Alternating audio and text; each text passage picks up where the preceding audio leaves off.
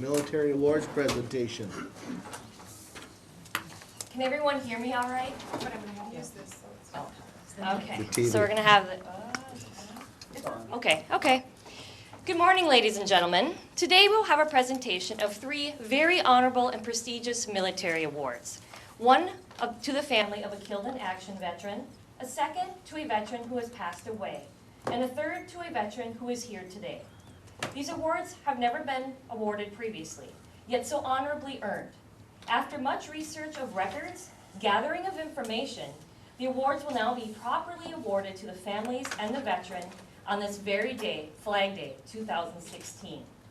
We are pleased to have joining us at this wonderful presentation, Colonel St. Saver, the Camp Ripley Post Commander, a combat veteran of the Minnesota Army National Guard. He will be presenting the awards, and we also have Command Sergeant Major, combat veteran, sorry, I didn't have that on my script, so I messed up there a little bit. So we have Command Sergeant Major, Post Commander of Camp Ripley, Sergeant Major Michael Warden, also a combat veteran. And we have retired Brigadier General Dwayne Schwanke, who is a combat veteran of World War II, Korea, and Vietnam. I should say Korea and Vietnam, excuse me. He will be our guest speaker. And also joining us, we have Minnesota State Representative Ron Krisha. I am Kathy Marshik, retired Army National Guard Sergeant First Class Combat Veteran and the Morrison County Veteran Service Officer. On behalf of the Department of Defense, the Department of Veterans Affairs, State of Minnesota, and Morrison County, we welcome all friends and families to our awards and our recipients. We also welcome our commissioners, our county attorney, and our county administrator. We will do each award separately. Please hold applause to the end of the presentation. When asked to stand, please do so if you are able. Recipients will be called forward to stand beside Colonel St. Saver, General Schwanke, and Command Sergeant Major Warden. Recipients will be facing the audience during the reading of the citation.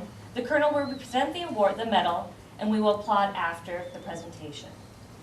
I now call up Colonel St. Saver, retired Brigadier General Schwanke, State Representative Krisha, and Command Sergeant Major Michael Warden. Good morning. Will the family of Willard, Private That's all right. Willard Lindborg, please step forward.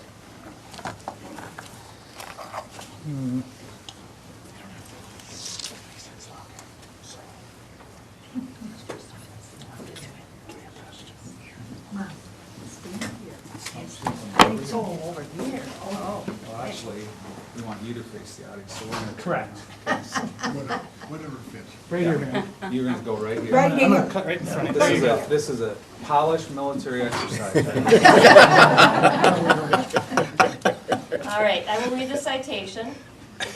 The Silver Star Medal is the 3rd highest military decoration of valor awarded to members of the United States Armed Forces. It is awarded for gallantry in action against the enemy of U.S. Award of the Silver Star by direction of the President under the provisions of the Act of Congress approved July 9, 1918. The Silver Star for gallantry in action is awarded posthumously to the following named enlisted man: Private Willard T. Lindborg, Infantry, United States Army, Company B, 7th Cavalry Regiment, 1st Cavalry Division, for gallantry in action against the enemy on February 4, 1951, near Ochni, Korea. The company was engaged in attacking the firmly entrenched enemy on Hill 402 and was in the hallway to the assigned objective when extremely intense volume of small arms and automatic weapons fired, pinned down the assaulting elements. Private Lindborg, quickly sizing up the situation, voluntarily made his way beyond the platoon's position. In spite of heavy concentration of hostile fire, he and 2 comrades worked their way 50 feet from the emplacements. From this very spot, he fired his weapon into the enemy's midst. When the ammunition was exhausted, he unhesitatingly arose, oblivious to the hail of fire, and charged directly towards the Chinese. Although he was killed in this act, His aggressive and selfless act so surprised the enemy that they shifted their fire from the platoon, thereby allowing friendly forces to continue forward and accomplish their mission. Private Lindborg's gallantry and supreme devotion to the duty reflect great credit upon himself and the military service. We will now present the award. I'm gonna let you go ahead and flag for it. Thank you for all this service. Thank you so very much.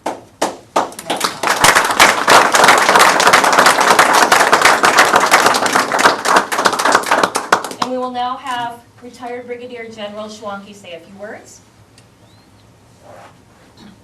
Thank you. It- Thank you all for coming. It's, yes. Okay. It wasn't a surprise to me when I heard that Willard was getting the Silver Star, because he was a leader and a doer.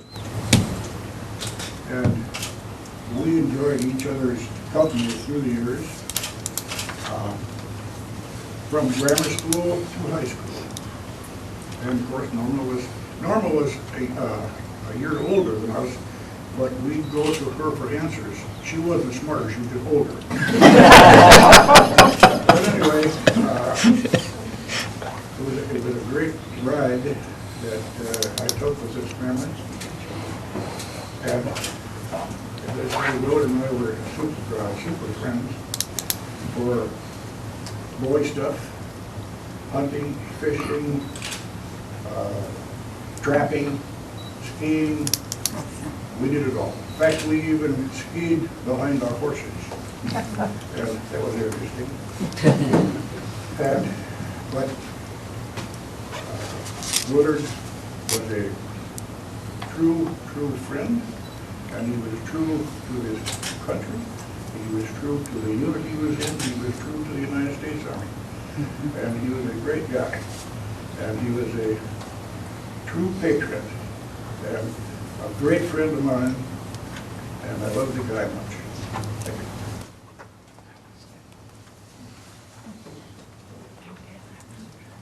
All right, you guys, the family may sit down.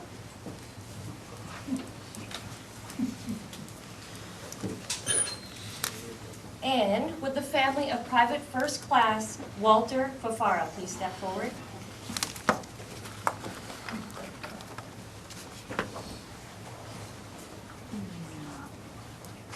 Who wants to wear it?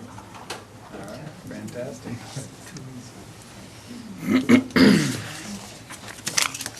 All right. By the direction of the President, the Bronze Star Medal is presented to Private First Class Walter L. Fafara, United States Army, who distinguished himself by honorably and selflessly participating in battles and campaigns World War II during the period of April 7, 1942 through October 30th, 1945. The Bronze Star was established in February 1944. Announcement of the criteria of the award was made several months later. At the conclusion of World War II, George G. Marshall, upon review of the number of awards received by infantrymen, was disturbed to learn that the comparatively few had received recognition and that infantrymen accounted for more casualties than any other branch or element in the U.S. Armed Forces. It was determined that many commanders were unaware of the criteria for awarding the Bronze Star Medal. The reason, combined with the late announcement of award criteria, caused inequity. In order to rectify the disparity and oversight, the criteria was established for combat infantry badge and combat medical badge recipients during the period of December 7, 1941 to September 2, 1945 to receive the Bronze Star Medal. PFC Fafara served in battles and campaigns in Rhineland, Central Europe, and Aleutian Islands. His heroic and loyal service will never be forgotten and forever cherished by this grateful nation. PFC Fafara's outstanding service reflect great credit upon himself and the United States Army. You may now applaud. There you go.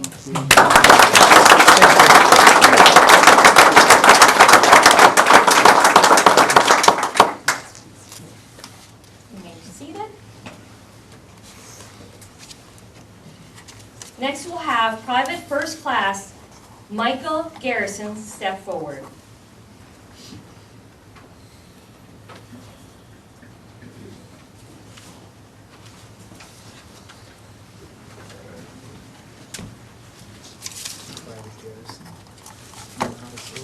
By the direction of the President, the Bronze Star Medal is presented to Private First Class Michael Garrison, United States Army.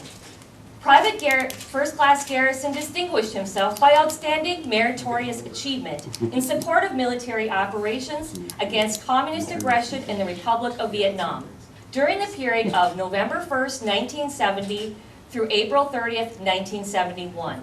The Bronze Star Medal is awarded to members of the United States Armed Forces for either heroic achievement, service, meritorious achievement, or meritorious service in a combat zone. The oak leaf cluster denotes additional awards. Meritorious unit commendation is awarded to members of units who displayed exemplary meritorious conduct in performance of outstanding service, heroic deeds, and valorous actions. The Vietnam Gallantry Cross unit citation with palm device signifies recognition of deeds of valor and heroic conduct while in the combat with the enemy. These were awarded to deserving individuals and 1965 through 1973. PFC Garrison received all of these medals and citations for his outstanding service. PFC Garrison consistently manifested exemplary professionalism and initiative to obtaining outstanding results. His rapid assessment and solution of numerous problems inherent in a combat environment greatly enhanced the Allied effectiveness against a determined and aggressive enemy. Despite many adversities, his invariably performed duties resulted in efficient manner. Energetically applying his sound judgment and extensive knowledge, he has contributed materially to his successful accomplishment of the United States mission in the Republic of Vietnam. His loyalty, diligence, and devotion to duty were keeping with the highest tradition of the military service and reflect great credit upon himself and the United States Army. You may now apply.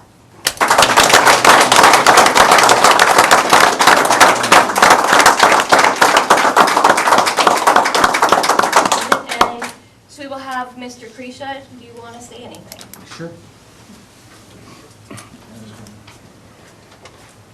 I don't have much to say. As I was talking to the families, and Michael, it's nice to meet you as well. I was thinking back to just a few short weeks ago when I was at graduation ceremonies, one of which was my daughter, and I now have a son. I know Colonel St. Saber has a couple of sons as well who served, and I have a son in the military. But what struck me was this.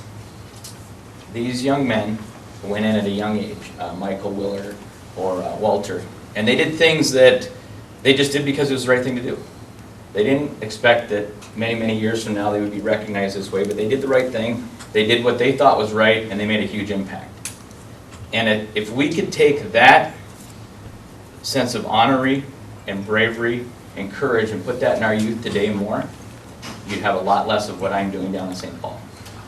And so I just want to thank you for your service, and I think back to those young men and how quickly they grew up at that age, and what an honor to be here, so thank you very much. And thank you to the families.